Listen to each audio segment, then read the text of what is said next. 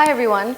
As Annette mentioned, my name is Jenny Lin, and today I am here to talk to you about how to live a life that you won't regret.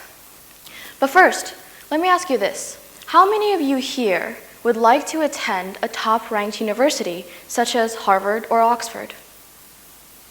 Okay, great. Secondly, how many of you here would like to have a good job after you graduate? Great, a lot of you, that's great. Now finally, how many of you here would like to be successful? Okay, almost all of you, that's great to hear.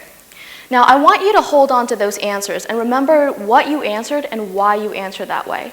And let me tell you a short story about John Doe.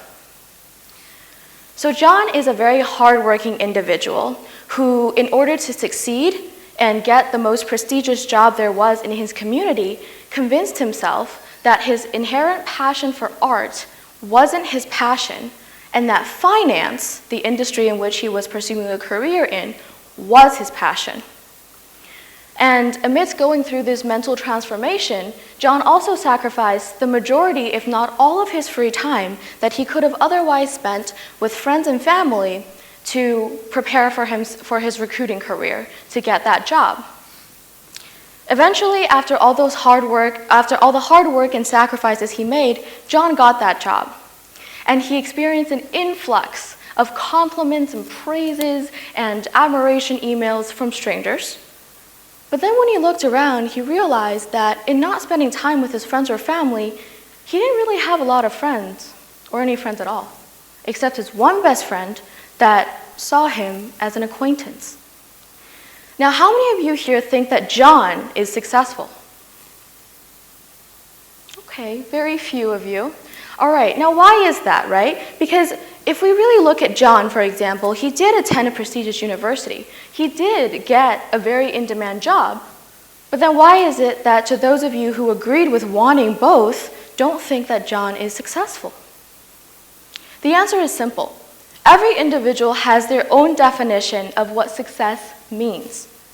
So to that end, it really depends on your cultural, educational, and social economic background, which forms your own value chain, your own perspective on things. And to further break that down, for those of you who voted yes to wanting to attend a prestigious university, well, your motives are different for wanting to attend, and if you had gotten in, you probably would do different things with your time, because you would want different things to take away from college.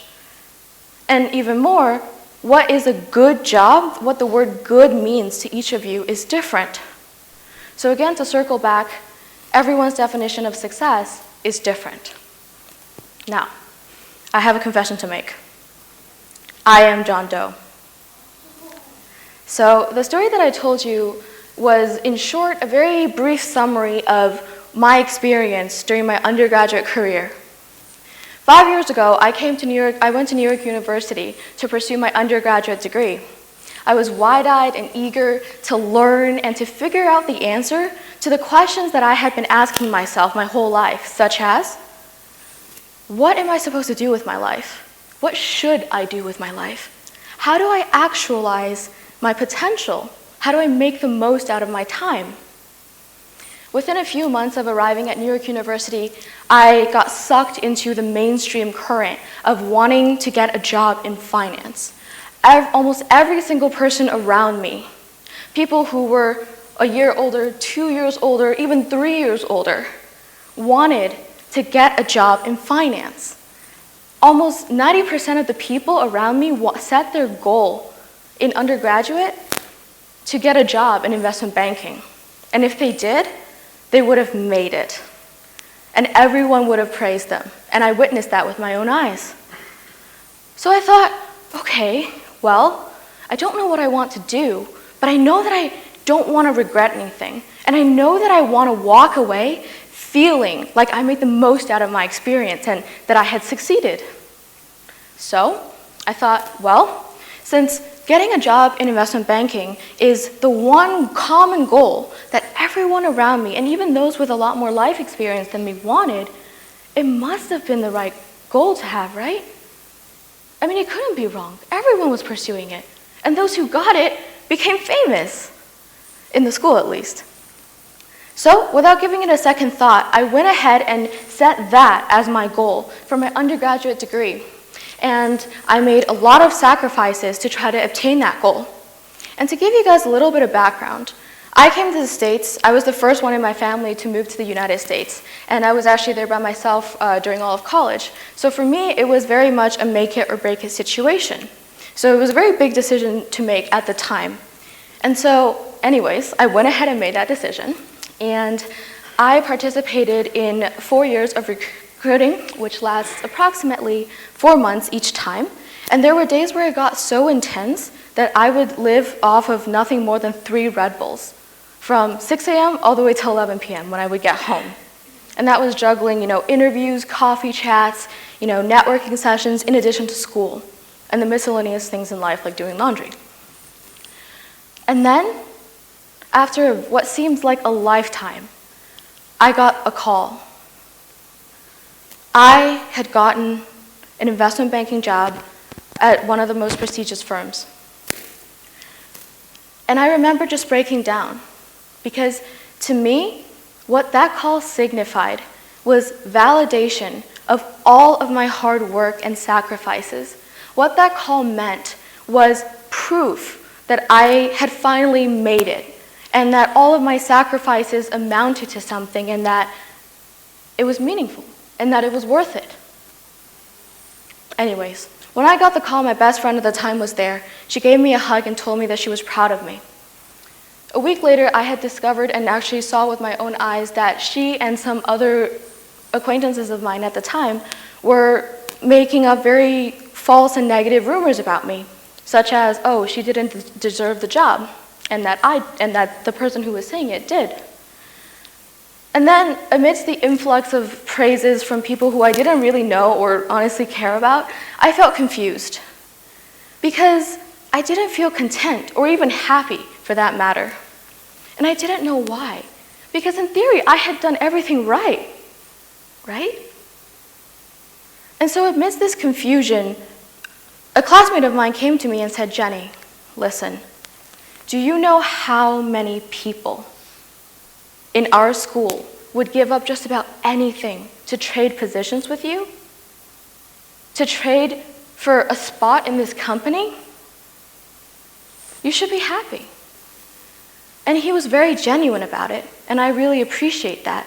But alas, it didn't make me feel any better. Because what I realized was, what I had gotten didn't make me happy. And in fact, what I got was a bunch of loneliness in the end. And after a lot of reflection, what I finally realized was, I was chasing somebody else's definition of success. When I first made the decision to pursue investment banking, I didn't understand what exactly it entailed. I mean, do you know what investment banking is? Probably not, right? I didn't either. And I didn't understand why people wanted to do it. And lastly, I didn't understand the impact of what it would have on my life had I obtained it. To give you an example, it's like walking into McDonald's for the very first time and seeing this huge line lining up that leads to the order of a McFlurry. And without knowing what a McFlurry is, you're trying to piece together, what it actually is and what's going on. And then as you're trying to piece it together, you see a bunch of other people just walking through the door after you and just charging towards that one line. And you feel the sense of urgency. You think that, if I don't get in line, I might fall behind. And also you feel like, well, if it's the one thing that every single person is lining up for, it must be the best product that McDonald's has, right? You can't go wrong with that.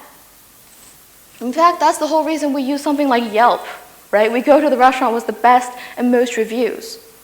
And then after you get in the line, you push and you shove and you work hard to get your final order in. And once you receive that McFlurry, you finally know what it is and you realize that it contains dairy and you're lactose intolerant.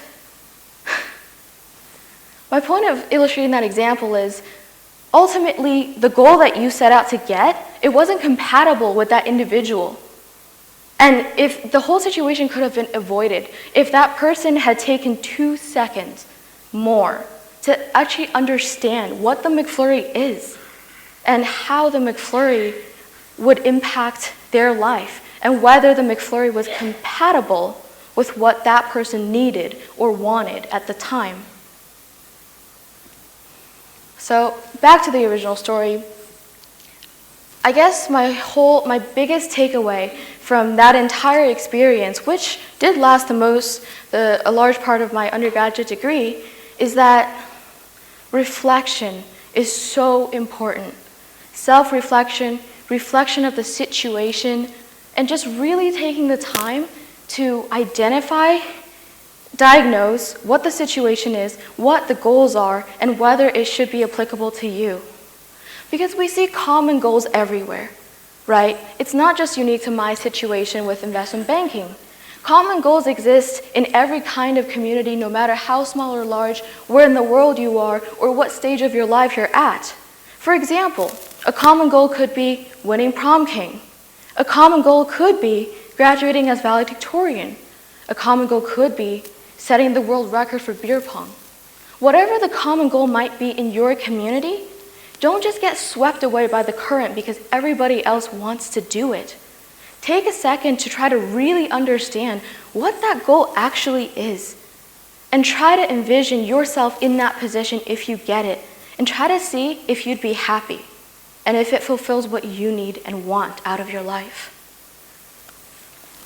Because the worst thing, in my opinion, is letting 20 years or 50 years pass by and then look back and realize that your life is an accumulation of decisions that you didn't actively make, an accumulation of decisions that were made for you. Either that's by a parent, a best friend, a spouse, or a community for having defined those common goals that people typically perceive as the best way or the right way to move forward.